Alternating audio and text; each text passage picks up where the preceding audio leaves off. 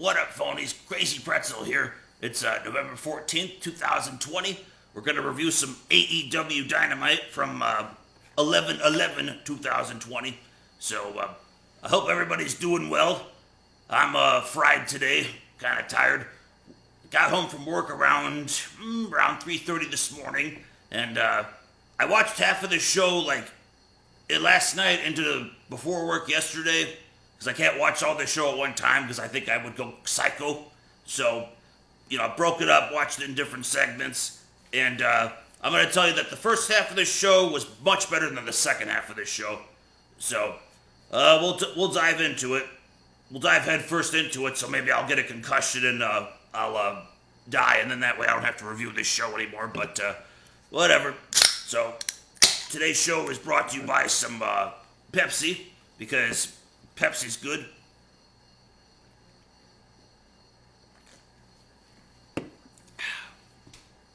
Does anybody know if sports shows actually advertise soda anymore, or has society just absolutely said, because soda is so unhealthy that we're not gonna advertise it anymore because that would be against the media's agenda or something like that. They want you to be fearful of COVID and all that stuff and whatnot, but then they want you to be healthy too. It makes no sense. It's fear us or we'll kill you, but be healthy. Yeah, they wacko. They nuts. So, alright, let's go into this show. It's all about wrestling, guys. If we don't talk about wrestling on this show, then no one's going to want to listen. So, not that anybody watches my show anyway, but whatever. So, show opens off. We got Taz coming out. Team Taz. It's him, Brian Cage, and Ricky Starks. Taz is cutting a promo on Darby, calling him he's got I got a message for the new face of TNT, the TNT champion, Darby Allin. And I don't know, he threatened, I don't really remember the promo that well. He threatens him or whatever. Darby has some they show him in the crowd, and Darby has some jacket on, and apparently there's thumbtacks sticking out of the jacket or something. So then Rusted Sword, aka Excalibur, I'm not calling him Excalibur because he's not the mightiest sword in the land. He's the fucking rustiest, shittiest sword that you would ever want to use to fight a dragon. So, yeah, so Rusted Sword said something about, oh, he's got that jacket on so then no one can attack him or grab him from behind, without paying the price, or something stupid like that. Who the fuck wears a jacket with tacks on it or something like that? If you're going to want to protect yourself from getting jumped, that's why you carry a weapon. You know what I'm saying? But, whatever. It's Darby Allin, he's mysterious. So, and crazy. But not crazy and cool like me. So, alright, so we get our first match on the show. It's Brian Cage versus Matt Sydal, aka Evan Bourne, in the WWE back in the day. This match was alright. I gave this match a 3 out of 4 for my rules. Because like I said, this match had a good time limit. It was 8 minutes. We had some selling in this match. There wasn't any stupid referee goofiness stuff in this match. But I took a quarter point off because, to me, Cage took too many moves from Sydal. Because Sydal's a super small guy, Cage, big, strong, monster, muscular guy or whatnot. So, we'll go into some of these matches on this show. I'm going to do some play-by-play thoughts on that. But then, as the show went on, the last couple matches on the show, wasn't worth it. I didn't feel like doing that. So, but this match starts off, Sydal, gets a couple kicks and a drop kick in the corner on Cage, and then Cage no-sells it, gets up, and just starts beating the crap out of Sydal with big clotheslines, big overhead suplex. There's a cool spot where he's going to do a fall-away slam, but he's got Sydal, and he's just doing curls or whatever, curling the guy 10 times, and then he finally chucks him in the air. So that was a cool spot. There was one spot I didn't like, was he beats on Sydal for a while, then Sydal does a comeback. There's a spot where Cage jumps in the air so Sydal can powerbomb him, because Sydal couldn't lift him up or anything. So Cage lets him powerbomb him for a 2 count. There's a spot that they go to the outside, and then Sydal does a Meteora on the ramp. A Meteora is you go for a double knee to hit the guy. Does that on the ramp to Cage. They come back in the ring. He goes for like a Hurricane Rana, and then Cage like counters it for a powerbomb for a 2 count. And then the finish of the match was like Cage, like Seidel gets a lot more offense going for him. And then he like goes up to the top rope, and then he tries to do something, and then Cage like catches him like in a suplex kind of position, and then hits him with the drill claw. I forget Scott Steiner's maneuver. I think Scott Steiner used to do this for a finisher back in the day. It's like basically like a suplex into a Michinoku driver, if you know who Taka Michinoku is. But like that's the finish that Brian Cage is doing. So it was a cool finish.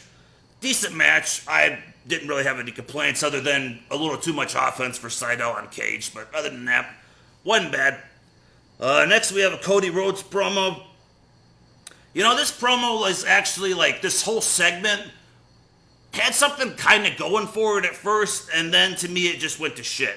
So, before I get into this, I'm also got to say in Taz's promo, because now that I'm thinking about it, now that the caffeine is kicking into my head or something, or the boot kicked into my head if somebody kicked me. If somebody kicked me, maybe I'd be out and I would have to watch this show. But, because then I'd be unconscious and could dream about better wrestling. So Taz cut a promo on Cody Rhodes, and he said something to him too, I think in his promo, because then later they show up in this second segment. So got our Cody Rhodes promo. He talks about he's not going to challenge Darby for a rematch for now. He wants to avenge one of his losses against MJF. The second he mentions it, this random woman just appears. They signed some woman named Jade Cargill, like Cargill. A car and the gills of a fish merged into a last name. So, not a bad looking woman. I don't know who the fuck she is, but whatever, she shows up. She cuts a decent promo, actually. She's, like, jokes at Cody. Like, she jokes with Cody because Cody, like, I think was calling himself a giant killer, or the commentators were calling him that or something. So she, like, kind of, like first kind of sort of flirts with him a little bit, like, kind of grabs his tie or something to pull him a little closer. Then she kind of eyes him down a little bit. And then she, like, says, like, she's looking at his dick or his crotch and says that there's nothing giant about him. So, she does say that she has a giant for him, and she mentions, she starts to leave the ring, and then she says it's Shaq, Shaquille O'Neal. So they tease, like, a Cody versus Shaquille O'Neal match, apparently. So, I mean, this was okay. I didn't mind this part of the promo, but then it kind of sucked from afterwards, because Brandy has to come outside, come out or whatever, and she's all, like, pissed at Jade and for, you know, being all flirty or whatever, and she's like, bitch, what are you doing? What are you doing? Grab my man or something like that. Just like terrible Jerry Springer kind of segment or whatever. Like I said, Brandy, nice to look at, but no business being on TV. She can't act. Unless you want her to be on TV for eye candy, can't act, can't wrestle. Sucky manager, no reason for her to be on TV. So, but anyway, so she starts going Jerry Springer on Jade. She backs off. Jade, like, smacks her in the ass on the way back.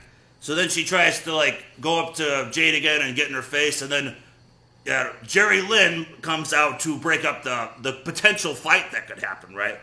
So, you know, Jerry Lynn, ratings right there, baby.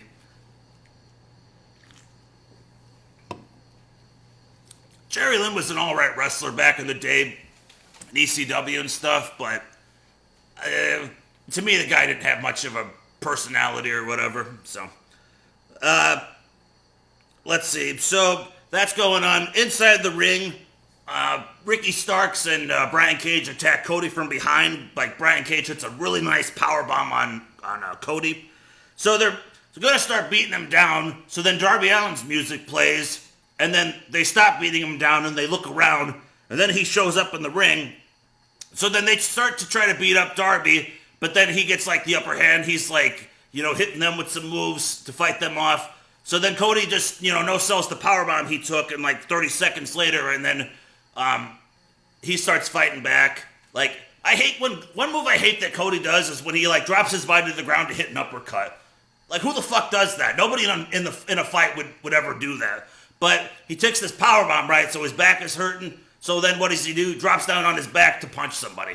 You know what I'm saying? Stupid. So I don't know. They fight. They fight Taz and Brian Cage off. So they leave the ring, and then for some reason Will Hobbs just comes out like afterwards, like after the bad guys have already left, and tears his shirt like he's ready to fight. The bad guys have already left. You know what I'm saying? Why not have like a third guy come out to help Team Taz out to beat up the two guys, and then you have Will Hobbs come out to make that save? Like what's the point of that? Like I don't know.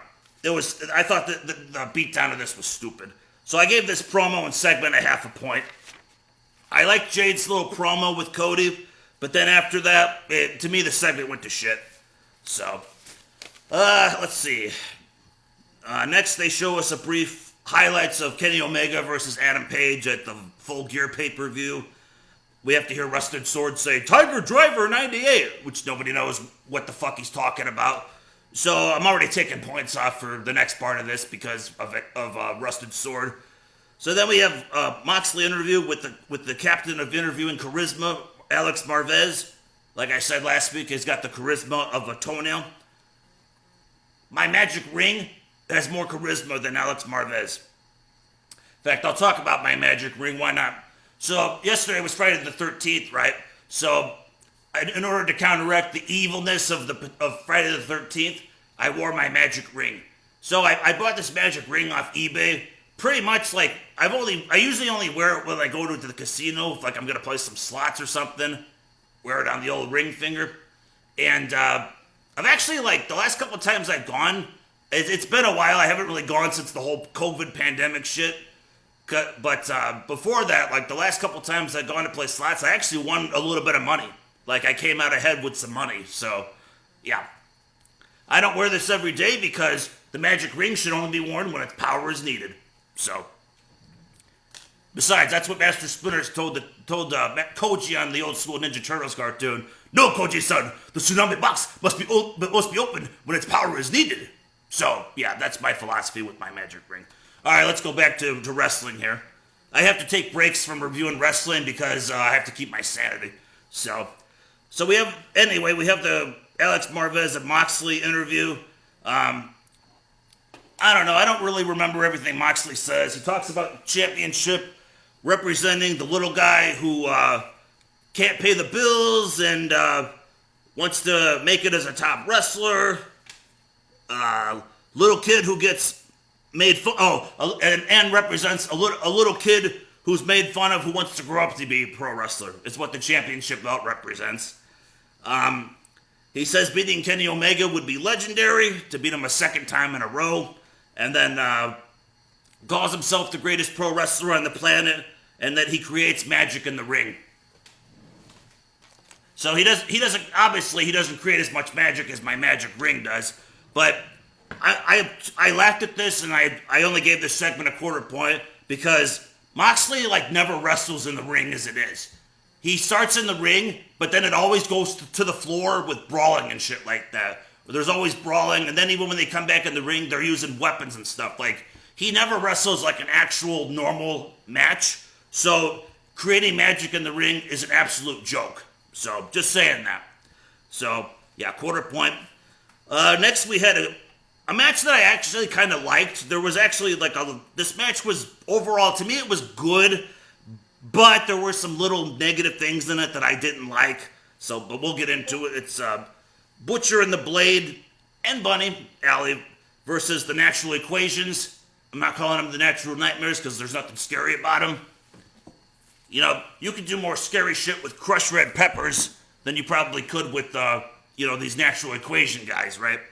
So, they show like a recap of the Natural Equations getting beat up by Blade and Butcher on the show and whatnot.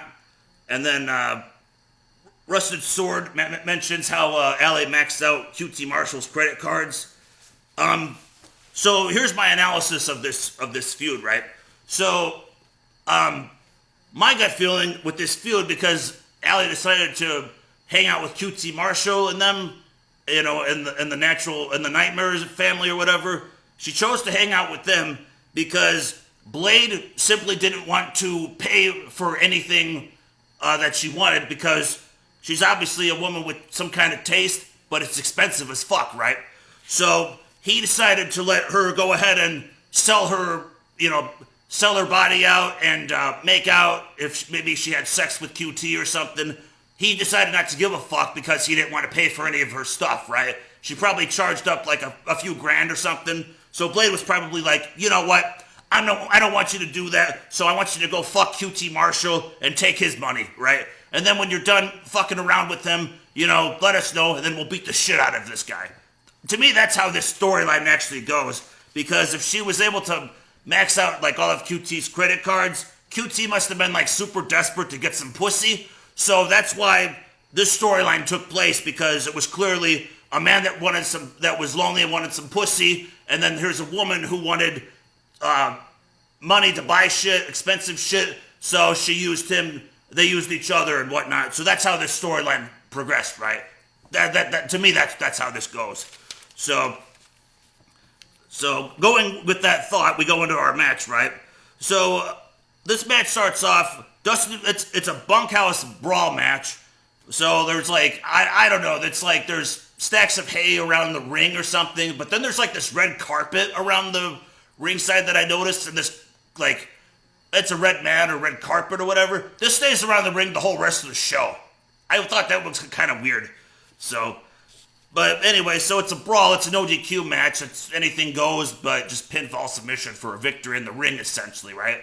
So match starts off. Dustin Rhodes hits his finishing maneuver to the Butcher on a chair outside the ring, and takes him out of the match for about 1:30 seconds, which was kind of a cool spot, but weird to hit a finisher like right away in the match when it starts. Let's see. There was a cool spot like shortly afterwards. Like Blade has an actual guitar, like not a Jeff Jarrett cheapy cardboard guitar, but like an actual looked like a genuine guitar. Smashed it over QT Marshall's head. QT's busted open, bleeding. So I was already kind of liking this where this match was going, right? About 1:30 seconds later, they're back in the ring. Butcher has a chair and he does like a crossbody, I think, to Dustin with the chair over him or something. It was an okay little spot. Bashing the guy in the head with the chair would have been better, but there's kind of a cool spot here. Bunny pulls up the bunny. She pulls out some handcuffs. She handcuffs Dustin Rhodes, like Butcher's holding Dustin Rhodes, and she handcuffs him to the ropes outside the ring. So he's he can't do anything for a while. So then they're during the picture-in-picture, but I got to see this on the stream I was watching. They're Blade's got QT Marshall on the ropes or whatever, he's bleeding. Allie has some scissors or something, and she's fucking jabbing the scissors in QT's forehead and shit, making him bleed more. That was a great spot. And then later outside the ring, again during the picture-in-picture, QT's on the ground, and Allie just grabs him by the head with her fingernails over the blood spot. That was great. Love that. I loved that. So, all right. So then we come back in the picture-in-picture. We kind of have a clunky spot in this match. Dustin Rhodes brings a red ladder in the chair, brings a red ladder into the ring. The color of the ladder is the same color as the Hell in a Cell from the last pay-per-view, how it's all red. That's what this ladder was. It was red. What the fuck? I'm just gonna, you know what? Let's check something out. Apparently your ladder could be any color. I have an orange ladder. So, because I'm in the, oh fuck, my battery's dying. Fuck. All right, we're gonna pause. We're gonna change batteries. We're gonna come right back. All right, we're back. Sorry about that. I didn't even realize my battery was dying. All right, phonies, I want to rant about something. Don't ever buy Reykjavik batteries. These things don't last long. Take your Reykjavik batteries and send them straight the hell back to Iceland where they belong. So, anyway, let's go back into the match. So, Dustin Rhodes brings this ladder into the ring, and then he hits Blade with it, but Butcher grabs a chair and he bashes the ladder into Dustin, but the ladder barely hits him, and Dustin sells it and rolls out of the ring. Yeah, kind of a clunky spot in my opinion. He rolls out to the outside of the ring. Let's see. Butcher grabs like a belt. He lashes Dustin a couple times with it outside, but then Dustin no-sells it. Dustin grabs a kendo stick and bashes him with it. They fight their way up like the stage a little bit, like into the crowd. Not that there's a lot of people there, but like into the stands or whatever. There's like a little like section of like the, like in the, God, I can't think of what the name of it is. What up, phony? Crazy pretzel back again. So, anyway, so they fight their way like up like into the crowd or whatever, and like there's like a little like staged area here where there's like padding and stuff and plywood. So then Dustin Rhodes grabs Butcher and gives him a bulldog like off this like little platform thing here into the like padded area down here. Not like, you know, a big fall at all or anything like that. And Tony Schiavone's like, oh my God, he's gonna bulldog him off of that or whatever. And then the crowd that is there starts, this is awesome chants. Was such like a weak spot in my opinion. Like there was no reason like to even do that. So, but that's these fans though. They like anything. You know what I'm saying? So, okay. So that was the clunky spot of the match. We go back inside the ring.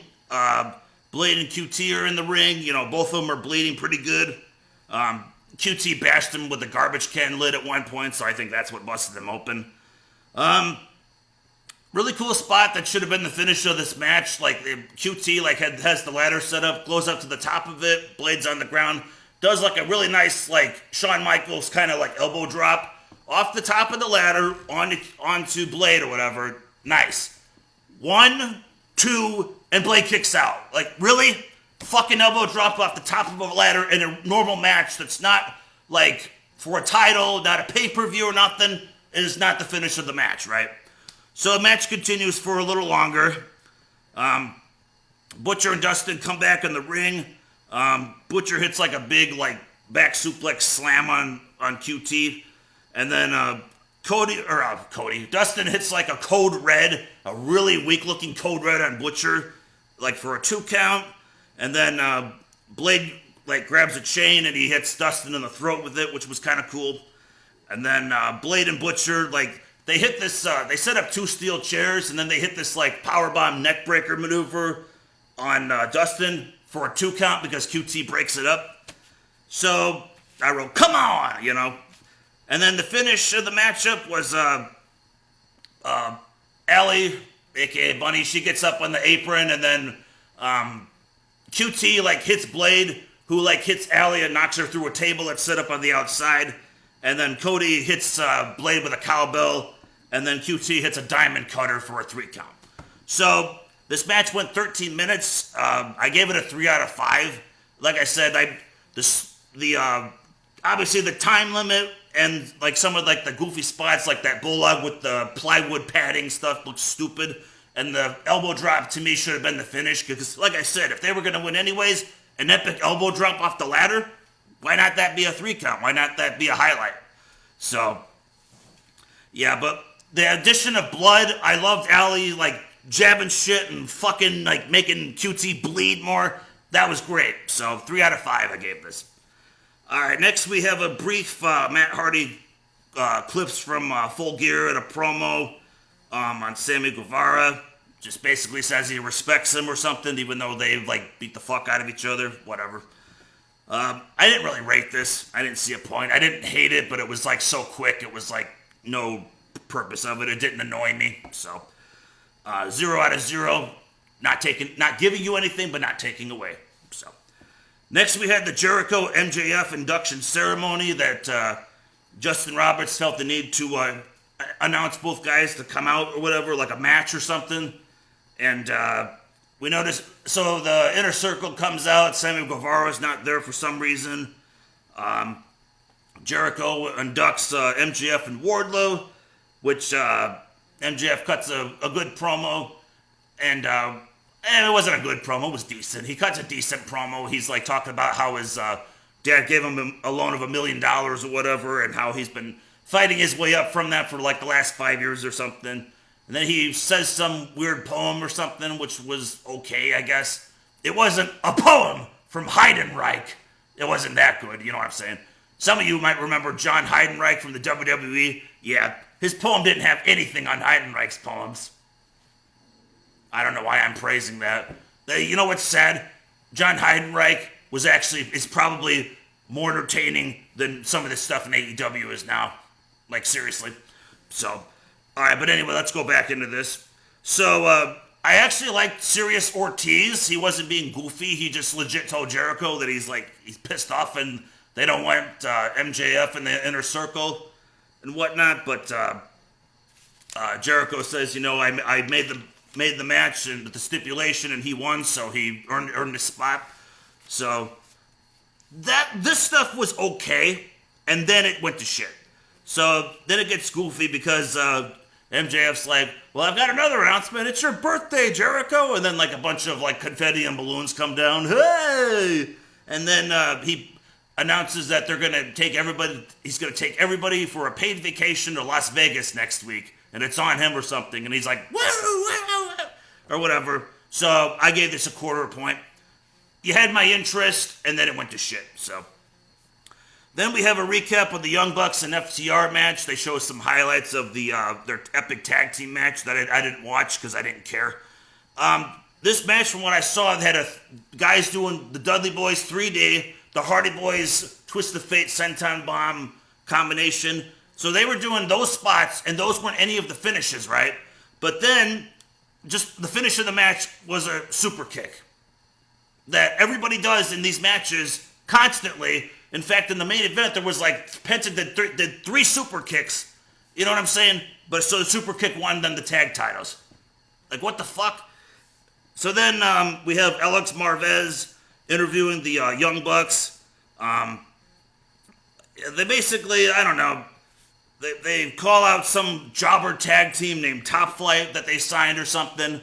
They say that Top Flight reminds them of them when they were younger or something, so they challenge them for a match next week. So, again, I ask, are the Bucks heels or faces? I can't fucking tell.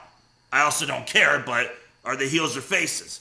Also, whatever happened to the ranking system? Where's, like, the next team to challenge for the tag titles? Like, shouldn't they be wrestling the Bucks instead of the Bucks calling out some jobber tag team that nobody knows who the fuck they are? And another thing, how about a video package for this jobber tag team that we don't know who the fuck they are, right? Oh, they wrestled on Dark.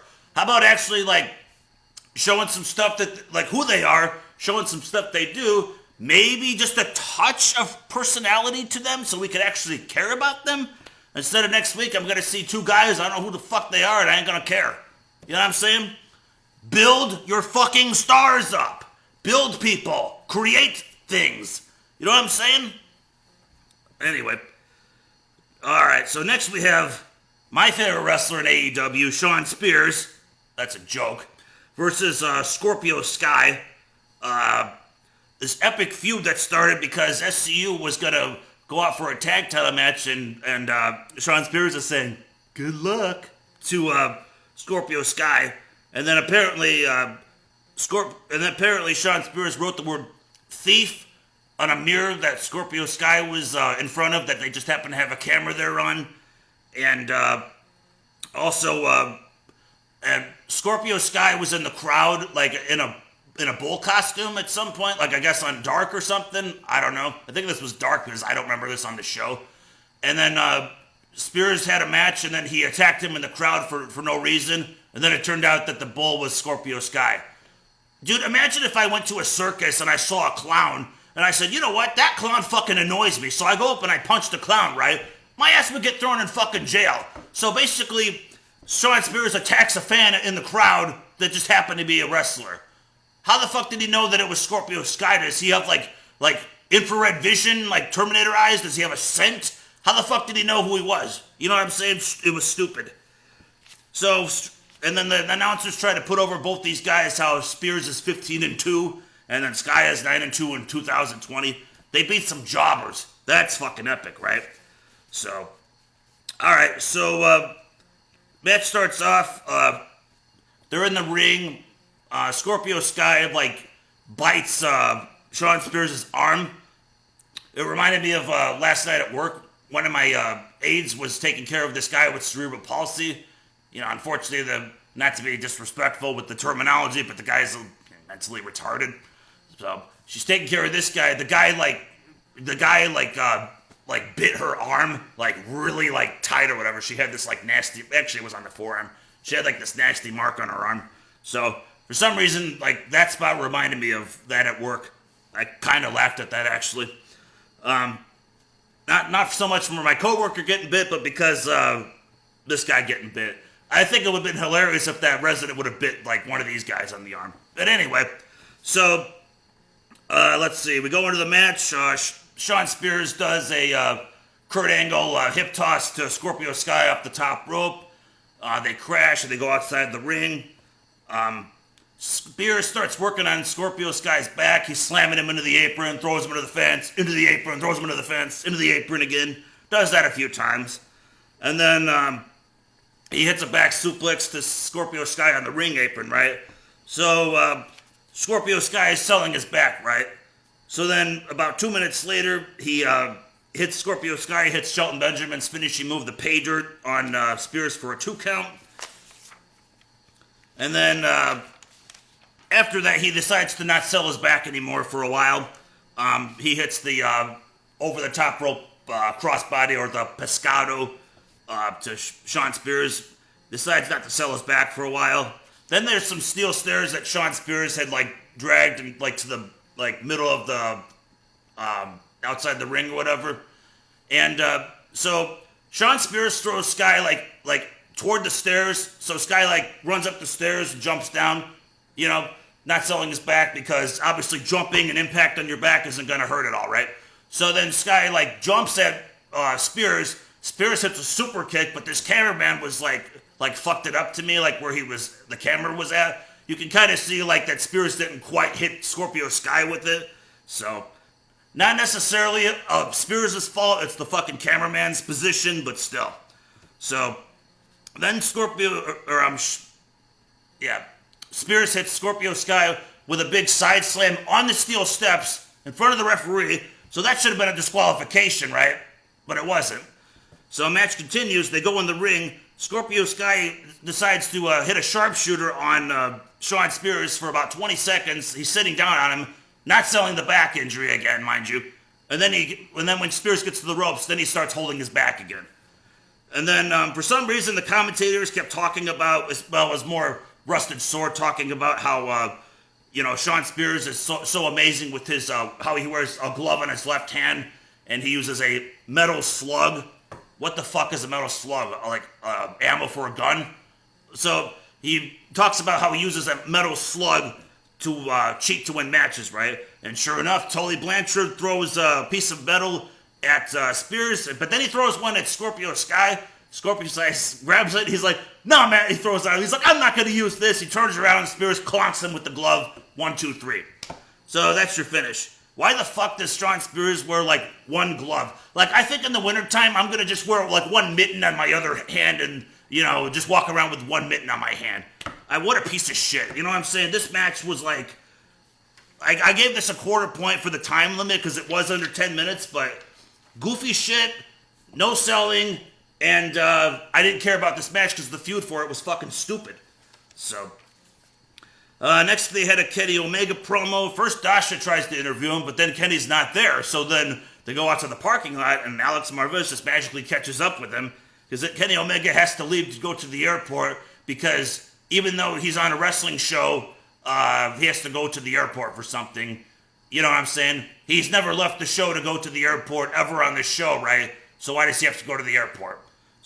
But anyway, I don't know. He mentioned something about his 5 or 6, 7 star matches in Japan and how Moxley's never actually beaten him because their non-sanctioned match didn't count, and that Moxley took his cover of being on magazines. Who the fuck buys magazines for this company? They don't even have any fucking magazines, idiot.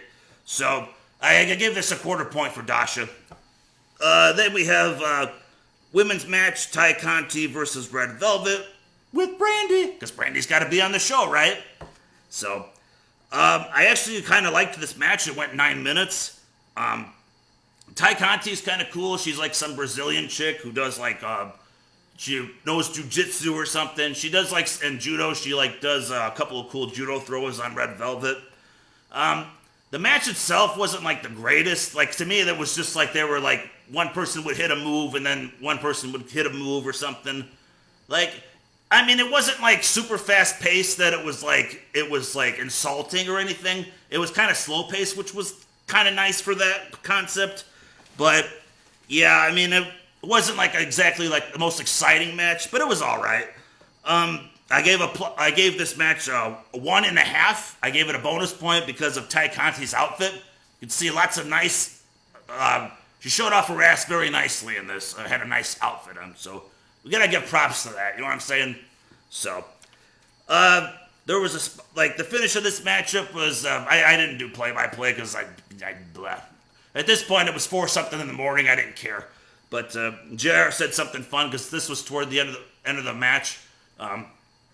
Anna Jay throws a chair into the ring for Ty Conti to use, and then Ty Conti is kind of hesitant to use it and throws the chair out of the ring, and JR said something funny about yeah, the ref's obviously not going to see that or something like that. That was pretty funny.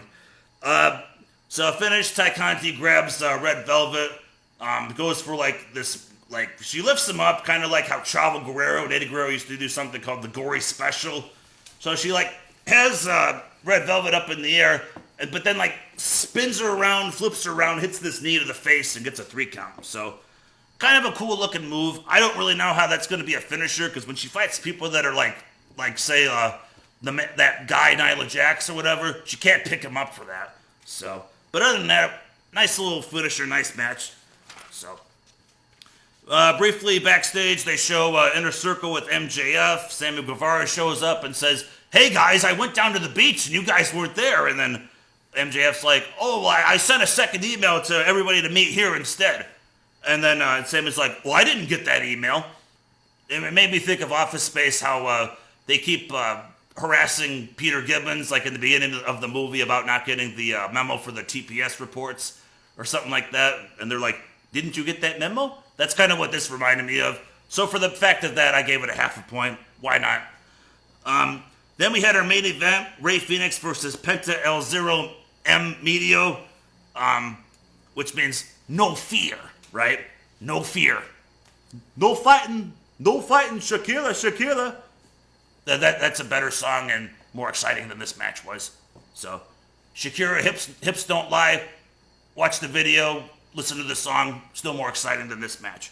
So, not that I'm a big Shakira fan, but that song is better than this. But anyway, so I didn't see the point of this match, and I didn't really I was kind of falling asleep toward this because I didn't care. For some reason, let me see how much time I got left on this. There's my ladder again. Yeah, I got a little time. So, for some reason, Eddie Kingston is he's doing commentary, and he's putting over his best friend Penta and ripping on Rey Fenix. Where in the fuck in the story, did something happen at Full Gear? Because where is the tension between him and Phoenix? I don't remember them doing any of this on Dynamite, unless something happened at the pay-per-view. I didn't understand the tension or whatever. I also didn't understand why they were having Penta versus Phoenix again one-on-one, because they already had this match a couple weeks ago, and Penta won, right? So, and this match, I didn't care for, because at least the last match they had, it was a bit slower. They were doing selling or something. This one match, it was you do a move, I do a move, you do a move, I do a move, or something like that for most of it. And then the finish was all right. The finish was and also during the match, the guys were ripping at each other's masks, trying to rip their masks off or something. Which, of course, Rusted Sword has to say that's a disqualification in Mexico or something. But legal here. So, they're doing that or something. I didn't understand the tension between these guys. I didn't care because they never explained this to me, so I didn't care. You know what I'm saying? But like I said, the finish of the match was kind of cool. Penta, he hits a package pile driver to Phoenix on the apron. Then he hits Phoenix with a Canadian Destroyer on the floor. Then he throws him back in the ring and hits another package pile driver and it pins him. So I like the finish. The finish was cool, but this match went 15 minutes. I didn't get the tension of the storyline of the heat between Kingston and Phoenix. Why he hates him or something. So Kingston goes to the ring, cuts a promo. He's praising Penta. He just kind of tosses and kicks Phoenix's leg out of body out of the ring. Then Pac shows up to make his return, and he tries to go after Kingston, and Kingston tries to go after him. There's a pull apart or something. Apparently Kingston's not cleared to wrestle after the match against Moxley or something, but that was the finish of the show. I mean, Pac's cool. I don't mind seeing him back or whatever.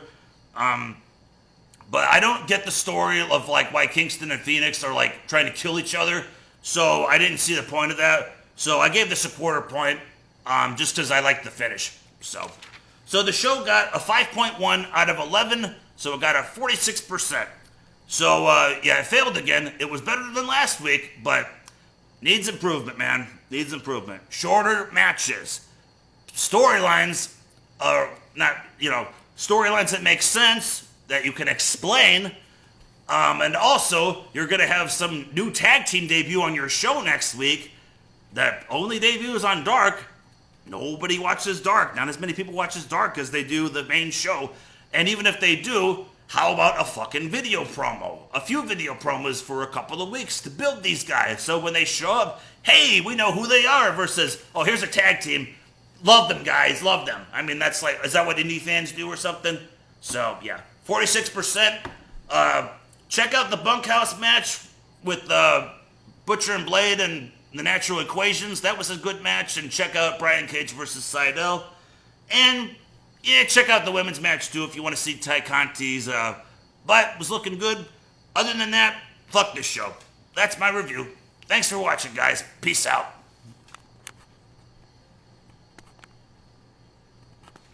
Can't turn my camera off. I'm stuck with you guys forever. I still can't turn my